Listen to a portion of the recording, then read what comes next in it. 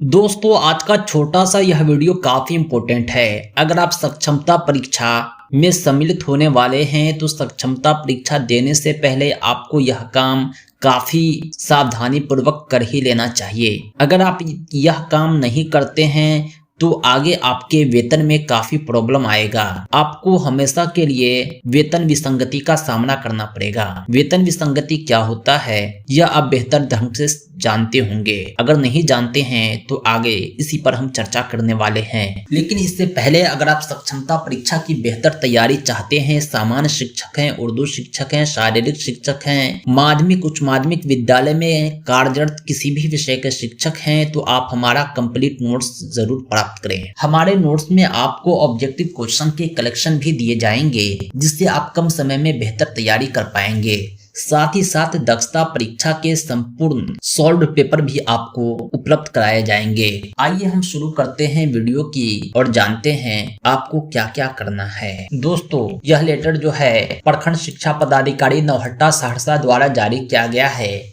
लेकिन इसकी आवश्यकता पूरे बिहार भर के शिक्षकों को है। जैसा कि आप सभी को मालूम होगा कि आपको जो वेतन दिया जाता है उसमें कुछ मूल वेतन होता है और कुछ महंगाई भत्ता होता है, कुछ मेडिकल अलाउंस होता है, कुछ आवास भत्ता होता है। सब पैसे को जोड़ने के बाद कुछ पैसे डिडक्ट किए जाते हैं ईपीएफ के रूप में। उसके बाद आपको नेट सैलरी मिलता है। अगर इस कैलकुलेशन में कुछ गड़बड़ी आ जाती है, मूल वेतन जितना मिलना चाहिए उससे कम होता है, समय पर आपको वार्षिक वृद्धि नहीं मिलता है, महंगाई भत्ता में वृद्धि नहीं मिलता है, तो आपके वेतन कम हो जाते हैं।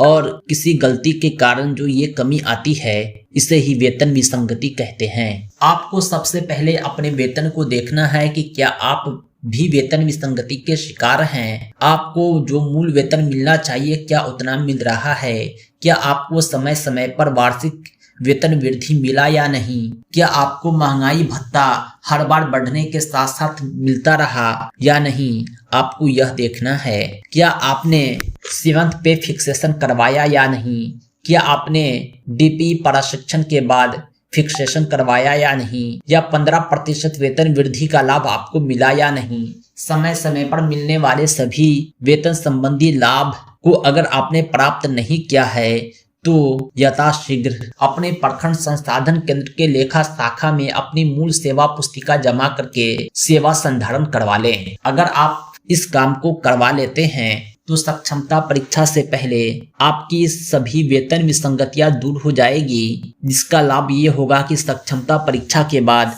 आपके वेतन में किसी भी प्रकार की गड़बड़ी नहीं होगी और आपको राजकर्मी का दर्जा मिलने के बाद वास्तविक वेतन मिलने लगेगा। दोस्तों, अपनी वेतन विसंगति चेक करने के लिए आपका मूल वेतन क्या है और इस मूल वेतन के आधार पर आप अपने कंप्लीट सैलरी का कैलकुलेशन कर सकते हैं। उसके लिए स्क्रीन पर अभी जो आप देख रहे हैं इसे पे मैट्रिक्स टेबल कहते हैं। इसी पे मैट्रिक्स टेबल के आधार पर सभी को वेतन दिया जाता है। आपका मूल वेतन क्या है इस पे मैट्रिक्स टेबल में पढ़ सकते हैं, देखकर समझ सकते हैं। 1 to 5 और 6 to 8 का जो पे मैट्रिक्स टेबल है ग्रेड पे 2000, हाई स्कूल का ग्रेड पे 2400, +2 का ग्रेड पे 2800, इसको आप देखकर कैलकुलेट कर पाएंगे। दोस्तों, आज के लिए इतना ही।